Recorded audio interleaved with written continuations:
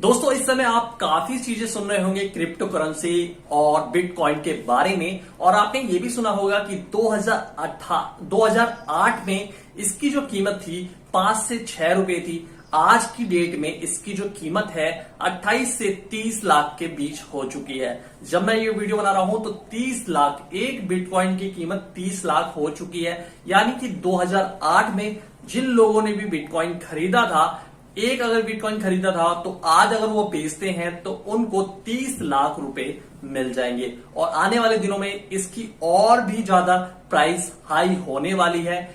Crypto currency क्या है, किस तरह से वर्क करता है, काफी लोगों को जानने की इच्छा होती है। इस समय आपको बहुत सारे लोग समझाते हुए मिल जाएंगे कि क्रिप्टो करेंसी में आप इन्वेस्ट करिए और बहुत ही जल्दी आपको अच्छा खासा रिटर्न भी मिल जाएगा। तो आखिर ये क्रिप्टो करेंसी है क्या, इसकी शुरुआत कैसे हुई, क्या क्या चीजें हैं, इस वीडियो में इसमें बहुत ही डिटेल से आपको बताने वाला हूं। सबसे पहले तो ये जान लेते हैं कि आखिर ये क्रिप्टो करेंसी आया कहां से। दोस्तों आपको पता ही है कि पहले दो लोग होते थे और दोनों लोग अलग अलग तरह की खेती करते थे। वहां पर वो एक आदमी गेहूं उगाता था, एक आदमी चावल उगाता था। तो दोनों लोग आपस में एक्सचेंज करके दोनों फसलों का मजा लेते थे। यानी जो चावल उगाता था वो अगर गेहूं उसे लेना होता था तो वो दूसरे वाले को चावल दे देता था और उससे गेहूं ले लेता था। इसी बीच फिर आई मुद्रा की बारी, यानी सोने के सिक्के की बारी। यानी अब हमें अगर कुछ भी खरीदना है, कुछ भी बेचना है, तो हम उस सोने के सिक्के में खरीदते और बेचते थे। बाद में ये चीज डॉलर में कन्वर्ट हो गई। सोने के सिक्कों की जगह डॉलर ने ले लिया। यानी पूरी वर्ल्ड की जो करेंसी है, यानी इंडिया का जो रुपया है, पूरे देश की जितनी भी करेंसी है वो डॉलर से निर्धारित होती है।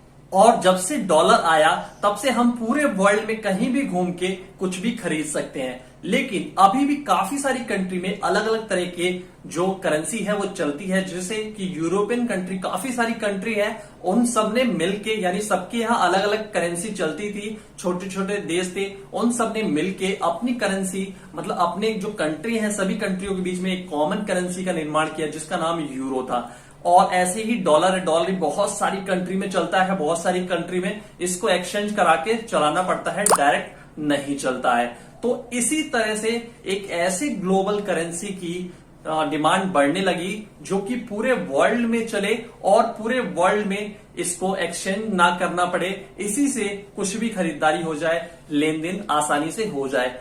और ये जो करेंसी है ये किसी एक देश की संस्था, यानी एक देश की गवर्नमेंट इसको मॉनिटर ना करे, इसको हैंडल ना करे। तो बात आई वर्चुअल करेंसी की, जिसको हम डिजिटल करेंसी भी कहते हैं। और इसी डिजिटल करेंसी की एक पार्ट है क्रिप्टो करेंसी, जिसमें सबसे पहला जो क्रिप्टो करेंसी बना था उसका नाम था बिटकॉइन। और आज की हम हर न्यूज में, हर न्यूज़पेपर, फाइनेंशियल न्यूज में हम बिटकॉइन के बारे में ही देखते हैं कि बिटकॉइन में बहुत ज्यादा पैसा है। तो इस तरह से निर्माण हुआ बिटकॉइन, यानी पहली क्रिप्टो करेंसी का। हालांकि इस समय क्रिप्टो करेंसी में बहुत सारी नई नई तरीके की करेंसी आ चुकी है और वो भी काफी ज्यादा फेमस हो रही हैं। लेकिन जो इसमें पहली करेंसी का निर्माण हुआ था वो बिटकॉइन था। और सबसे ज्यादा हाई रेट का अभी बिटकॉइन है, जिसके एक बिटकॉइन की कीमत 30 लाख के करीब करीब मिल जाती है। अगर आपने पहले से बिटकॉइन खरीद रखा है एक बिटकॉइन, तो अगर आज उसको इंस्टेंट सेल करते हैं तो आपको 30 लाख रुपए उस बिटकॉइन के मिल जाएंगे। दोस्तों सबसे बड़ा सवाल आता है कि आखिर ये क्रिप्टो करेंसी और बिटकॉइन को बनाया किसने है। तो इसका जवाब काफी सारी कंट्री के पास नहीं है। लेकिन अगर आप इंटरनेट पे सर्च करेंगे तो एक नाम आता है, सतोशी नाकामोटो। इन्हें ही क्रिप्टो करेंसी और बिटकॉइन का जनक माना जा रहा है। ये नहीं पता है कि ये किस कंट्री में रहते हैं, किस कंट्री के हैं, लेकिन इन्होंने 2008 में क्रिप्टो करेंसी का निर्माण किया था। सतोशी नाकामोटो के बारे में बहुत ज्यादा डिटेल इंटरनेट पे नहीं है और काफी सारी कंट्री के पास भी इसका कोई भी जवाब नहीं है। अगर नहीं तो उनसे ही डायरेक्टली पूछ लिया जाता कि ये किस तरह से काम करता है और आगे इसका फ्यूचर क्या रहेगा। लेकिन अगर आप इंटरनेट पे सर्च करते हैं तो आपको इनका एक डॉक्यूमेंट मिल जाता है जिसमें इन्होंने बिटकॉइन के बारे में बात की है। उस डॉक्यूमेंट में काफी कुछ बताया है वर्चुअल करेंसी, क्रिप्टो करेंसी और बिटकॉइन के बारे में। तो ऐसा माना जाता है कि क्रिप्टो करेंसी और बिटकॉइन के फाउंडर यही है। इन्होंने सबसे पहला एक क्रिप्टो करेंसी लॉन्च किया था, बनाया था। दोस्तों, क्रिप्टो करेंसी में हम क्रिप्टो करेंसी की बात कर रहे हैं, चाहे वर्चुअल करेंसी की बात कर रहे हैं, चाहे डिजिटल करेंसी की बात कर रहे हैं, इन्हें छुआ नहीं जा सकता। ये डिजिटली आपको दिखते हैं, कंप्यूटर में दिखते हैं, मोबाइल में दिख जाएंगे। इलेक्ट्रॉनिक्स ट्रांजैक्शन होता है, यानी अगर आपको कोई कार खरीदनी है तो आप कार डीलर के पास जाएंगे और अपने मोबाइल से जो बिटकॉइन दिख रहा होगा, क्रिप्टो करेंसी दिख रही होगी, उससे ट्रांजैक्शन कर देंगे उसके वॉलेट में, यानी उसके मोबाइल के वॉलेट में या उसके बैंक अकाउंट में। लेकिन अगर आप इसको निकालना चाहेंगे कि अगर आप इसको निकाल के कहीं रख लें, किसी को दे दें, तो ये निकलता नहीं है। इसका एक पास कोड होता है, यानी कंप्यूटर कोड होता है, उसी से ये ट्रांसफर होता है और रिसीव किया जाता है। क्रिप्टो करेंसी के पीछे इसे बनाने का मकसद ये था कि इसको डिसेंट्रलाइज रखा जाए। अभी तक जितनी भी करेंसी है पूरे वर्ल्ड में किसी ना किसी गवर्नमेंट के द्वारा मॉनिटर की जाती है, वॉच की जाती है या उसका रिकॉर्ड रखा जाता है। वहां पर रिकॉर्ड हेरफेर भी हो सकता है, डिजिटली रूप से काफी कुछ चेंज हो सकता है। जैसे कि अगर आपके अकाउंट में या मेरे अकाउंट में, अभी मैं इंडिया में रह रहा हूं और किसी बैंक में मेरे खाते में 1 लाख रुपए हैं, लेकिन उसको डिजिटली छेड़छाड़ करके जो लोग उसको मॉनिटर कर रहे हैं, जो लोग उसकी रखवाली कर रहे हैं, वो डिजिटली अगर चाहें तो वो जो 1 लाख रुपए है उसको 1 रुपए भी बना सकते हैं। तो यहां पर क्रिप्टो करेंसी इसीलिए बनाया गया था ताकि दुनिया की कोई भी ताकत, कोई भी सरकार उसमें छेड़छाड़ ना कर पाए या चेंज ना कर पाए। अगर किसी के पास क्रिप्टो करेंसी है और वो किसी को देता है तो इसका रिकॉर्ड किसी भी कंट्री के किसी भी अथॉरिटी को नहीं पता चलता कि आखिर ये क्रिप्टो करेंसी जाता कहां है, आता कहां है। ये केवल जिसके पास रहेगा और जिसको मिलेगा उसी को पता चलेगा कि उसको रिसीव हुआ है या उसने उसको खर्च करके कुछ खरीदा है। यही कारण है कि पूरे वर्ल्ड में जितनी भी गवर्नमेंट है, जितनी भी अच्छी करेंसी वाली गवर्नमेंट है, जैसे कि डॉलर है, यूरो है, चाहे चाइना की करेंसी है, चाहे इंडिया की करेंसी है, और भी बहुत सारी अच्छी कंट्री होगी, सभी की हालत खस्ता है कि क्रिप्टो करेंसी की इतनी डिमांड बढ़ती जा रही है और आगे चल के ये उनकी जो एक्चुअल करेंसी है उस पर भारी ना पड़ जाए। क्योंकि यहां पर जो भी लेन देन हो रहा है, जो भी चीजें हो रही हैं, उस पर कोई भी टैक्स सरकार को नहीं जा रहा है, यानी सरकार को मुनाफा नहीं हो रहा है। इसीलिए वो क्रिप्टो करेंसी को अभी अलाउ नहीं कर रहे हैं, लेकिन बहुत सारी कंट्री ने क्रिप्टो करेंसी को अलाउ कर दिया है। इंडिया में भी अलाउ हो चुका है आज की डेट में जब मैं ये वीडियो बना रहा हूं, यानी गवर्नमेंट की तरफ से ग्रीन सिग्नल मिल गया है। इसको लेके आगे और भी चीजें बनाई जाएंगी, लेकिन फिलहाल अभी आप क्रिप्टो करेंसी खरीद सकते हैं और बेच भी सकते हैं। अब ये जब कि इतनी सारी गवर्नमेंट इस क्रिप्टो करेंसी को जानना चाहती हैं, इसके डेटाबेस को देखना चाहती हैं कि कहाँ स्टोर होता है, कैसे इसका रिकॉर्ड रखा जाता है, कैसे पता चलता है कि क्रिप्टो करेंसी जो है एक्स्ट्रा किसी ने बढ़ा तो नहीं लिए या किसी ने घटा तो नहीं लिए। तो मैं आपको बता दूं, क्रिप्टो करेंसी एक क्रिप्टो एल्गोरिथम्स पर बेस्ड है, यानी यहां पर जो भी रिकॉर्ड रखा जाता है वो एक क्रिप्टो एल्गोरिथम्स में होता है, यानी एनक्रिप्टेड होता है, उसको कोई भी पढ़ नहीं सकता। जैसे कि इस समय अभी कोई भी मैसेज जब व्हाट्सएप पे भेजा जाता है या एसएमएस से भेजा जाता है तो वो एनक्रिप्ट होके जाता है, लेकिन उसको हैंडल करने वाली दोनों संस्थाएं, यानी मेरे मोबाइल से जा रहा है और व्हाट्सएप की तरफ जा रहा है, वो उसको डिकोड कर सकते हैं, पढ़ सकते हैं। लेकिन क्रिप्टो करेंसी में इतनी पावरफुल प्रोग्रामिंग लैंग्वेज की गई है कि इसको बिल्कुल भी डिकोड करना आसान नहीं है। अभी तक ऐसा संभव नहीं हो पाया है। तो इसका जितना भी रिकॉर्ड होता है वो डिसेंट्रलाइज होता है, यानी कि आपका जो क्रिप्टो करेंसी है, बिटकॉइन है, वो आपके वॉलेट में दिखाई तो दे रही है, लेकिन वो कहाँ स्टोर है, किस कंट्री में है, किस डेटाबेस में है, किसी को भी नहीं पता चलता और कोई भी इसको देख नहीं पाता,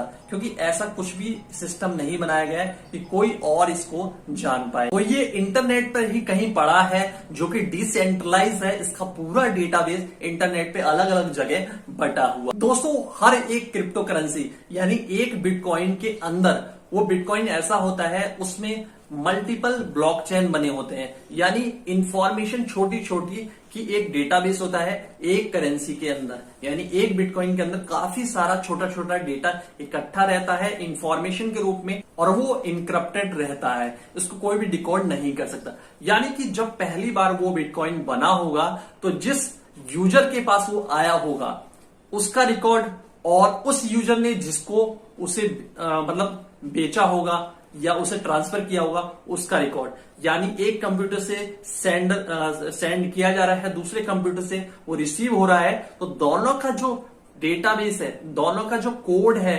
कंप्यूटर कोड है, इंटरनेट का उसका प्रोग्रामिंग कोड है, वो सारा चीज एक छोटे से ब्लॉकचेन में यानी छोटे छोटे पैकेट में सेव हो जाता है, और वो एक जो बिटकॉइन होता है उसके अंदर मल्टीपल सेव होता रहता है। जितनी बार ये प्रोसेस होती है उतनी बार इंफॉर्मेशन नई नई उसके अंदर सेव होती रहती है। इसको कहते हैं ब्लॉकचेन।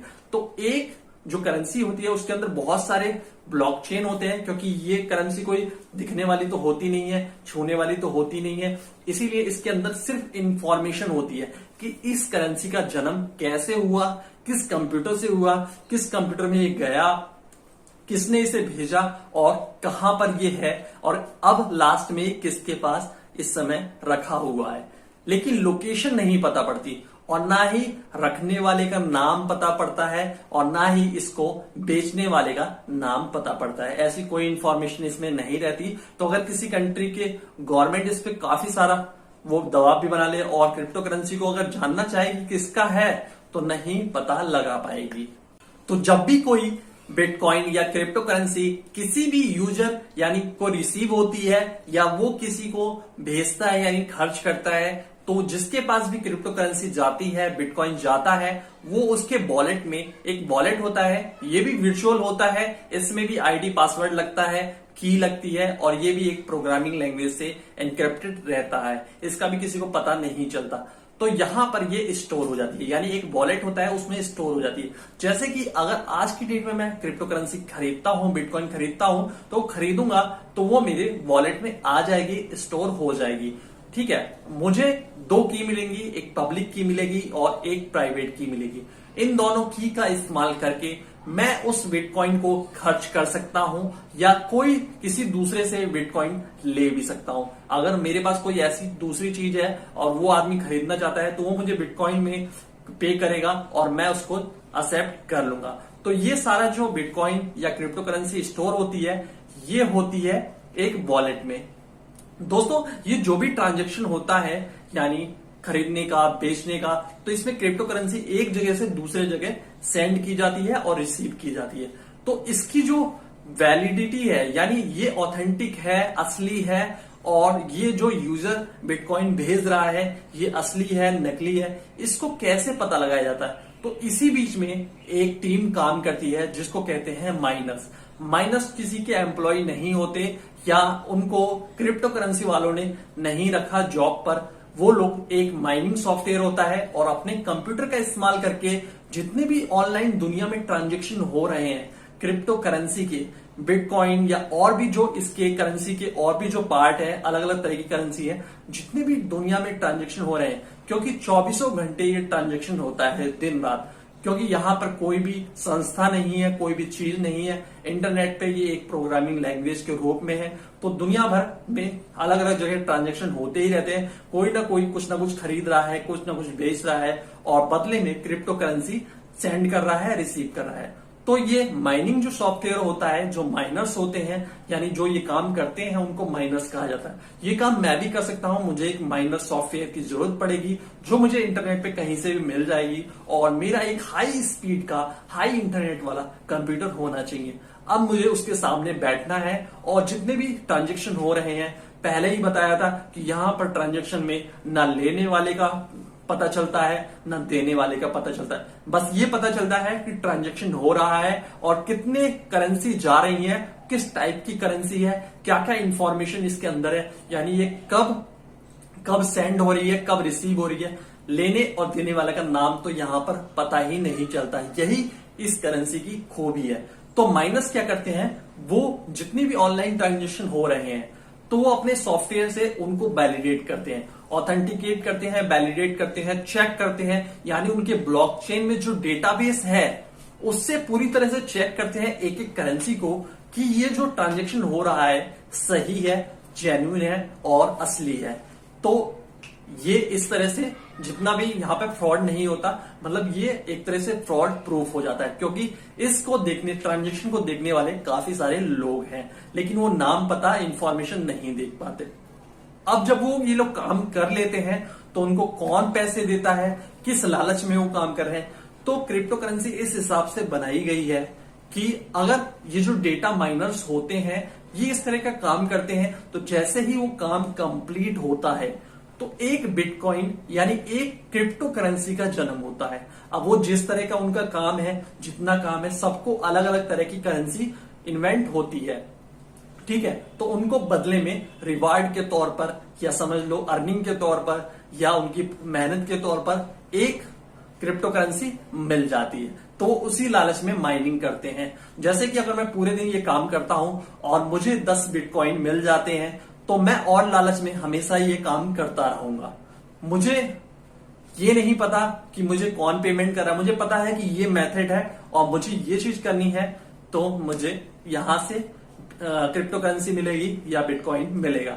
तो ये होते हैं माइनर्स, जो ये सारा जितना भी ऑनलाइन डेटा ट्रांजैक्शन होता है उसकी देखरेख करते हैं। दोस्तों, क्या आपको पता है कि चाइना ने फरवरी 2018 में अपनी कंट्री के अंदर crypto currency, virtual currency, bitcoin सभी को बैन कर दिया था और जितने भी माइनर्स उनकी कंट्री के थे, यानी बहुत सारे चाइनीज माइनिंग का काम कर रहे थे बहुत ज्यादा धड़ल्ले से, उन सबको बैन कर दिया था। तो अब वहां पर तो ये चीज हो नहीं सकती, इंटरनेट एक्सेस हो नहीं सकता इस काम के लिए, तो वहां जितने भी माइनर्स थे सभी कनाडा में शिफ्ट हो गए। अब आप समझ लो कि यहां कितनी कमाई है और आने वाले फ्यूचर में इसका क्या फ्यूचर होने वाला है कि वो जो डेटा माइनर्स थे वो सभी कनाडा में शिफ्ट हो गए।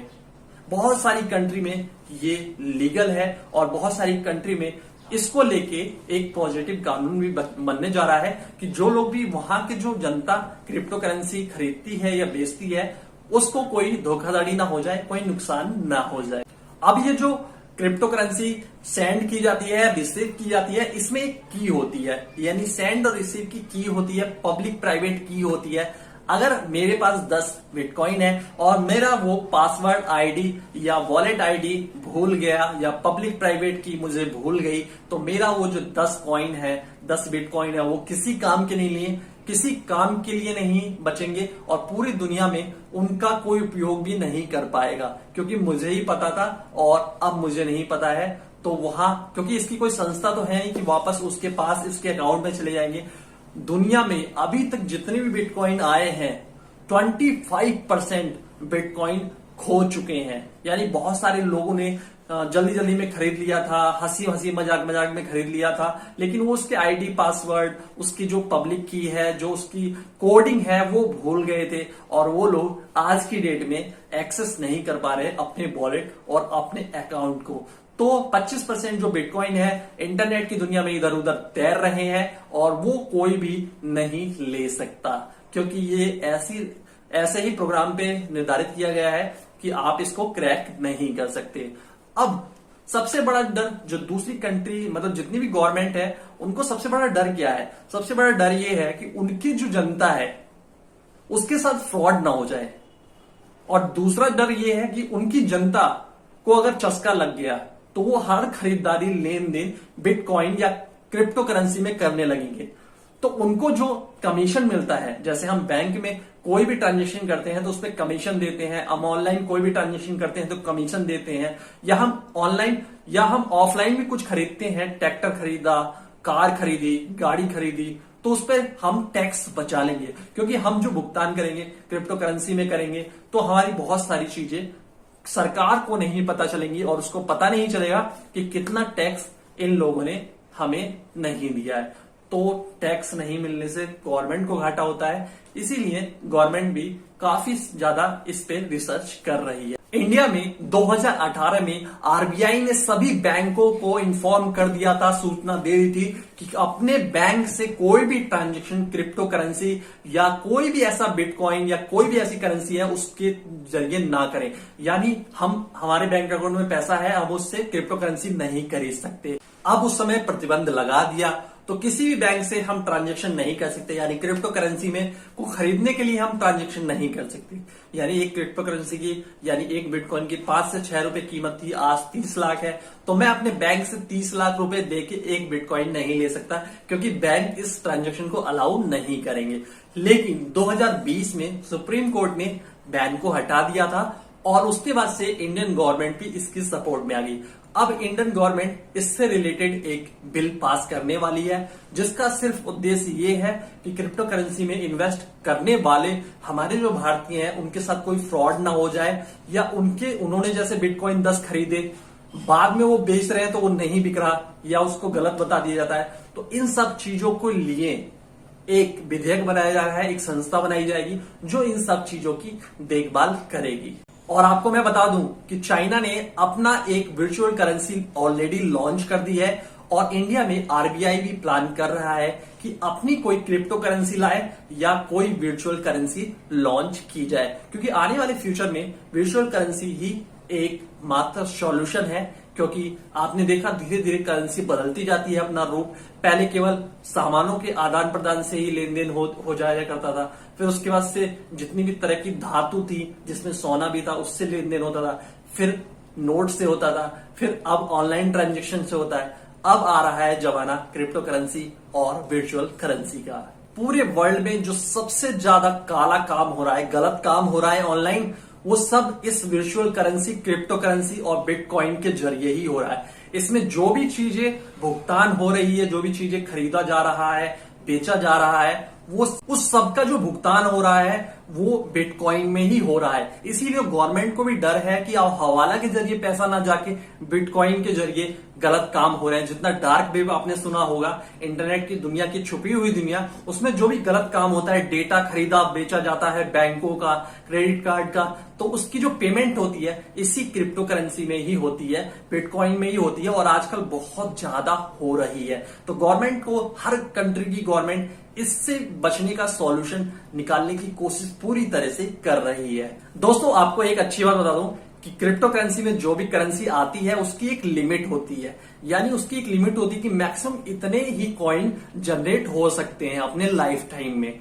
तो अगर बिटकॉइन की बात की जाए, क्योंकि बिटकॉइन ही बहुत ज्यादा फेमस है, तो बिटकॉइन जब बनाया गया था, प्रोग्रामिंग की गई थी, तो ये बताया गया था कि इस बिटकॉइन के केवल 21 मिलियन बिटकॉइन ही जनरेट हो सकते हैं। अभी तक पूरे वर्ल्ड में 18 बिलियन बिटकॉइन जनरेट हो चुके हैं, यानी 21 बिलियन इसका लिमिट है और 18 बिलियन हो चुके हैं। लेकिन उसमें से बहुत सारे खो भी गए हैं, तो अब कुछ और बचे हैं। इसीलिए अब रेट बढ़ते जा रहे हैं और डिमांड भी बढ़ती जा रही है। और सबसे बड़ी डिमांड इसलिए बढ़ रही है, बहुत ज्यादा हाइप क्रिएट हो गई है, किसी को कुछ पता नहीं है, जिसको मन कर रहा है जो बोले जा रहा है। और सभी चीजें, इतने अच्छे अच्छे बिजनेसमैन हैं, इतने बड़े बड़े लोग हैं, जिसमें एलन मस्क भी हैं, टेस्ला के मालिक, सभी लोगों ने बिटकॉइन में इन्वेस्ट किया है, क्रिप्टो करेंसी में इन्वेस्ट किया है और इनको देख के क्रिप्टो करेंसी खरीदने की होड़ सी लग गई है। इसीलिए इसकी जो प्राइस है बहुत तेजी से ऊपर जा रहे हैं। लेकिन